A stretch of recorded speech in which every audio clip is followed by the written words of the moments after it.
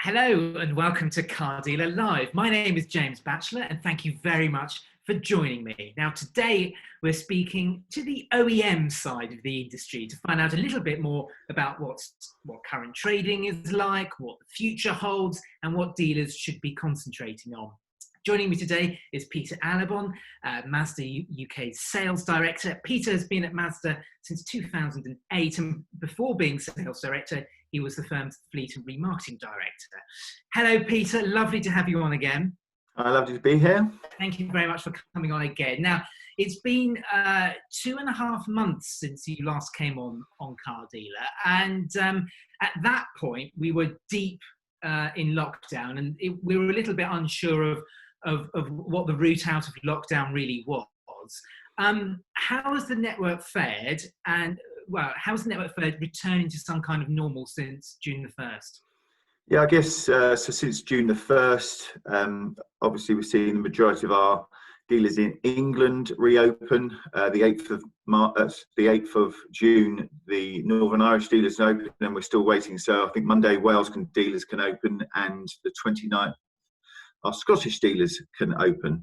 I guess first of all, I have to say that all of them have made a great effort in being ready to welcome customers back to their showrooms in a COVID secure environment. I know there's an awful lot of work and investment that was done to do that. So I thank all my dealers certainly for making that effort. All 125 of them committed to a Mazda customer COVID secure promise that we asked them to commit to so that we could proactively reassure customers that Mazda is a safe environment to go and visit. So now we have 107 showrooms that are now open.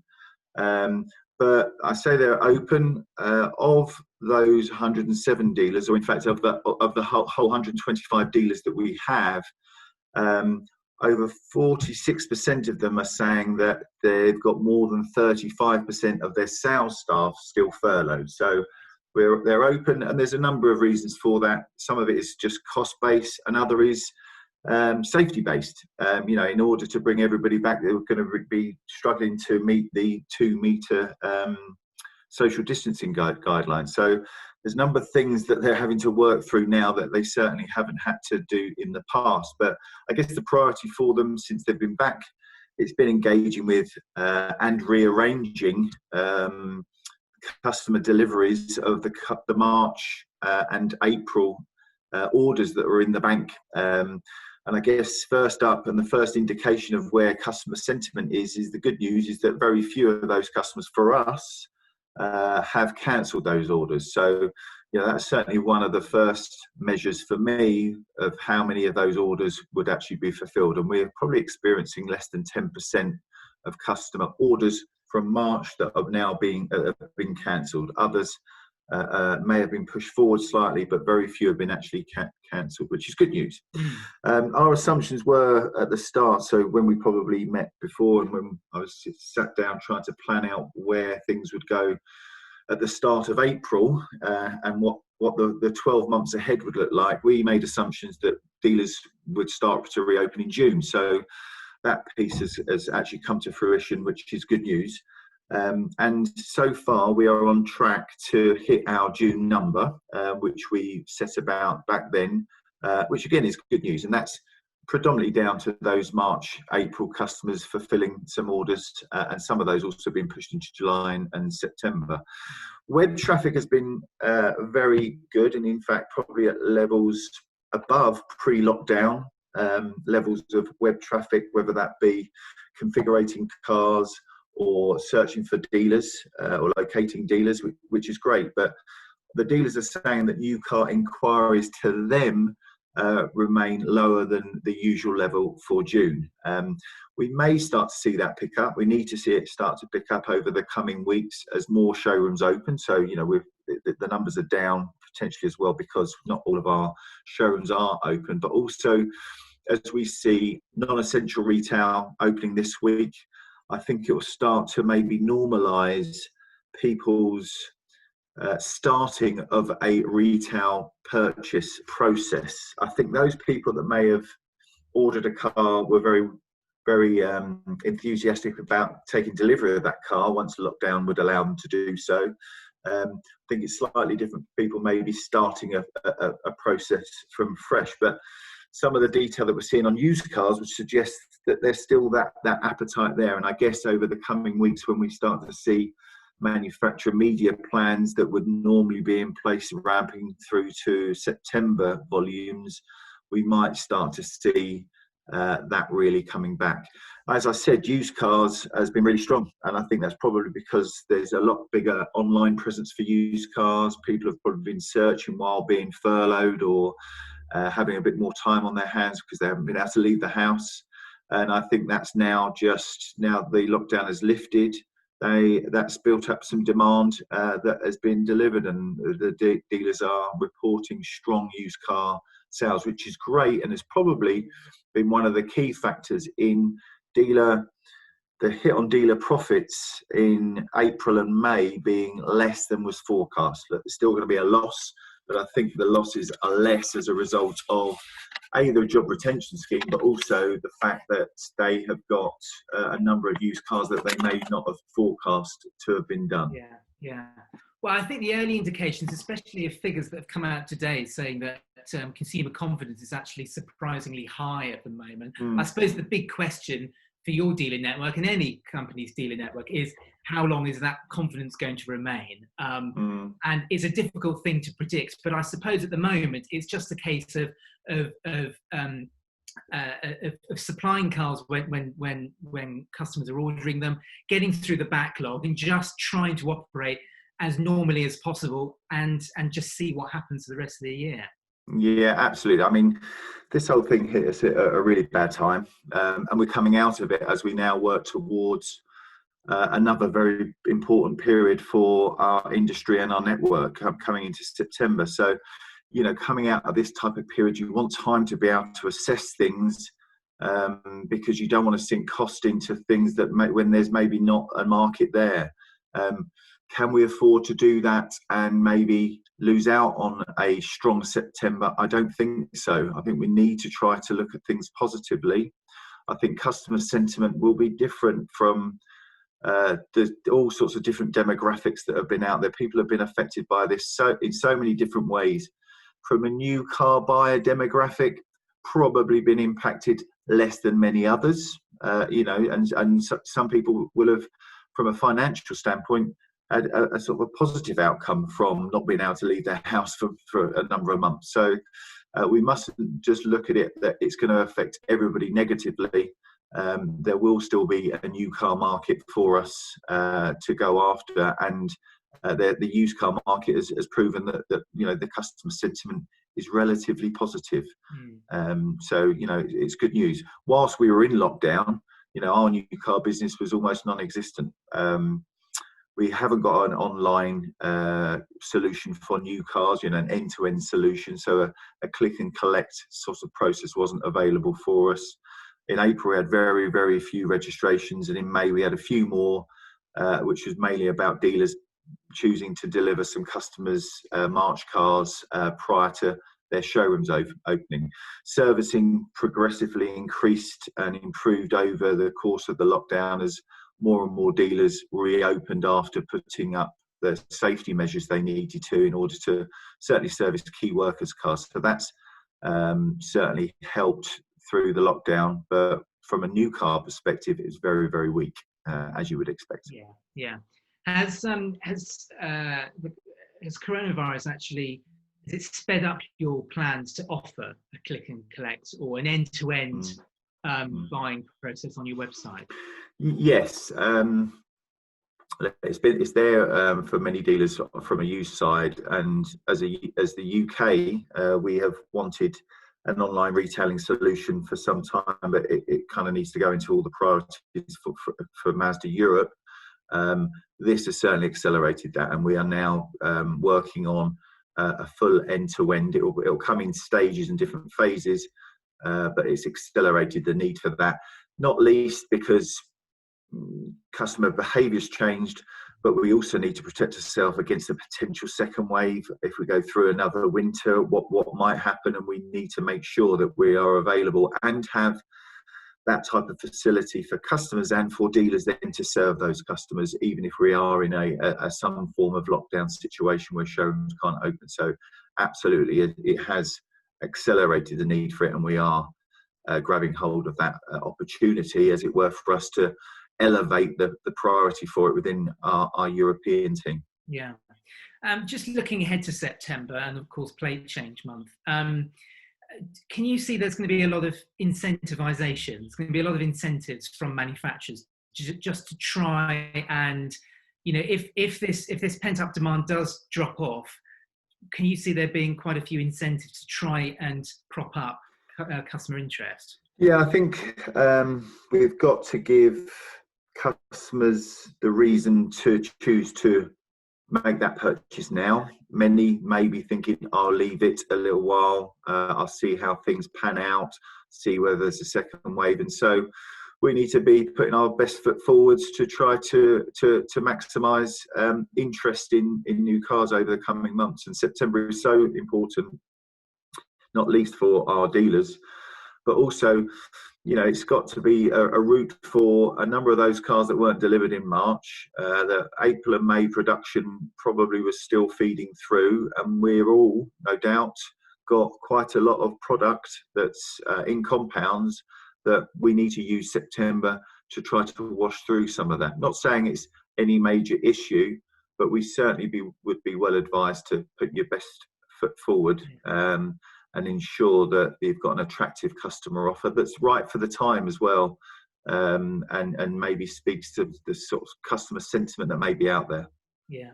What's Japan saying to you at the moment? Are they saying that they're warning you that there may be some production sort of delays in the future? No, the opposite really.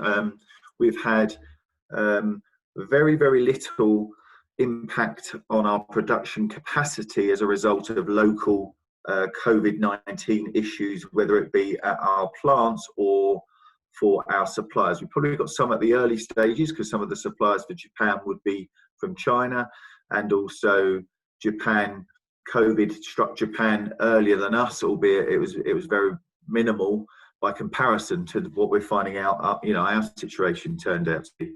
So what production volumes were reduced and we had some plant closures and reduced hours, it was mainly due to the demand that was out there from the global markets as a result of them going into lockdown, and therefore the appetite for production not being there. So it's almost on the contrary, we've got the opportunity to ramp up production as we need it, which is great news. And I know that's probably not shared with every manufacturer, but that's certainly the situation for us. So there is an opportunity there if indeed supply is any issue for other manufacturers. Yeah. No, that's really good to hear. So I know you're in regular contact with the network, and especially the dealer council and etc. So what would you say to dealers? What should they be focusing on in the next few months? Yeah, okay. First of all, it has been about getting those cars delivered out to the customers that had ordered the cars.